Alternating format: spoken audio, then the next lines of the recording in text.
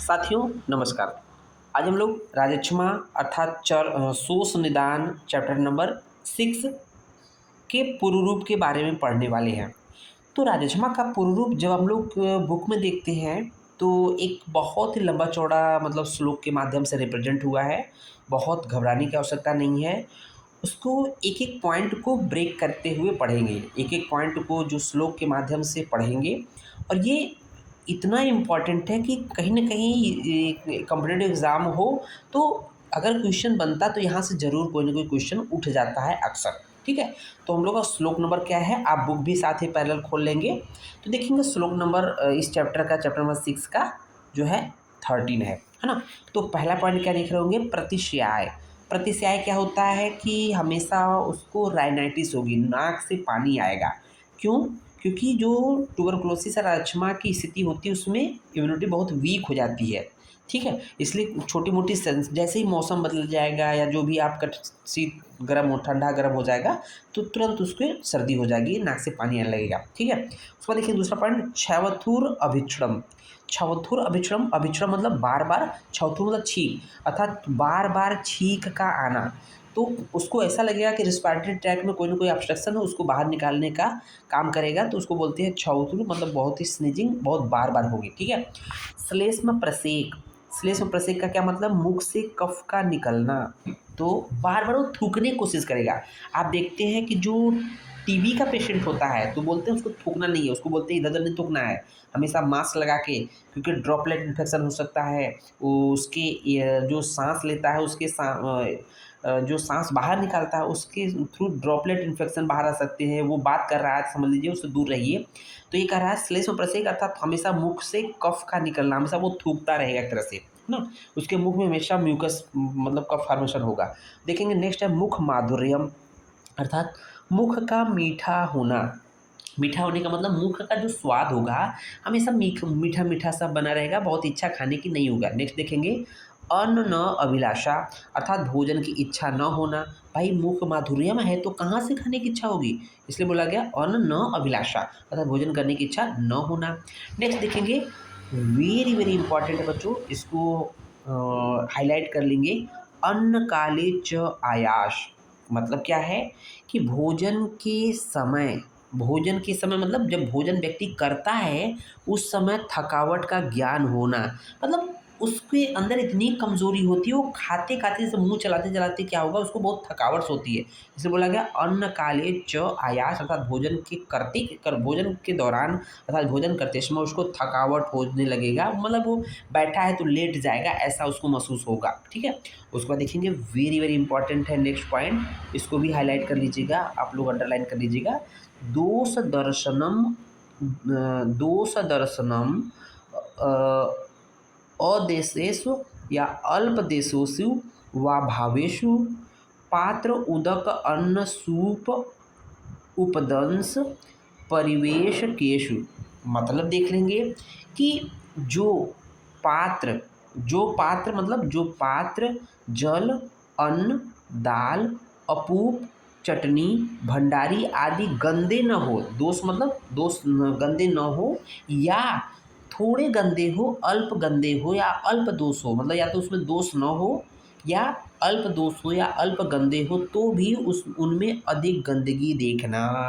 Very very important है। दोष दर्शनम अदोषेषु या अल्प दोषेषु वा भावेषु, ये पात्र है उदक है अन्न है, इसमें थोड़ा दोष है या अल्प दोष है तो भी उसमें बहुत ज़्यादा दोष या गंदगी देखना। तो वेरी वेरी इंपॉर्टेंट बच्चों।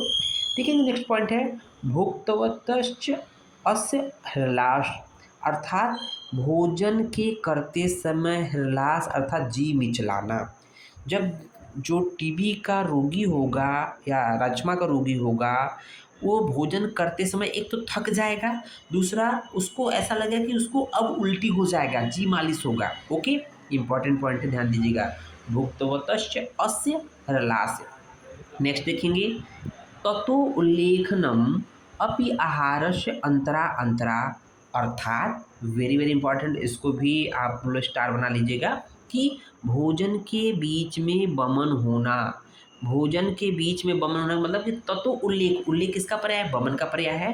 ततो उल्लेखनम, बमन होगा कब? अपि आहारस्य अंतरा अंतरा, भोजन के बीच बीच में उसको बमन भी हो जाएगा, क्योंकि जी मालिश तो कर ही रहा था पहले, कभी कभी बमन भी हो जाएगा। ओके, नेक्स्ट देखेंगे, मुखस्य पादयोश्च शोफ है, मुख और पैर में स्वेलिंग रहेगी, मुख और पैर में स्वेलिंग रहेंगी, वेरी वेरी इंपॉर्टेंट है, मुख और पैरों में शोथ का होना। ओके, नेक्स्ट पॉइंट देखेंगे, पाड्योश्च आवेक्षणम अत्यर्थम, अर्थात हाथ को बार बार अधिक रूप में देखना, अपने ही हाथों को बार बार वो निहारेगा और इतनी ज़्यादा बार देखता है, तो पाड्योश्च आवेक्षणम अत्यर्थम, अर्थात हाथ को, रोगी जो है अपने हाथ को बार बार और अधिक रूप में देखता है।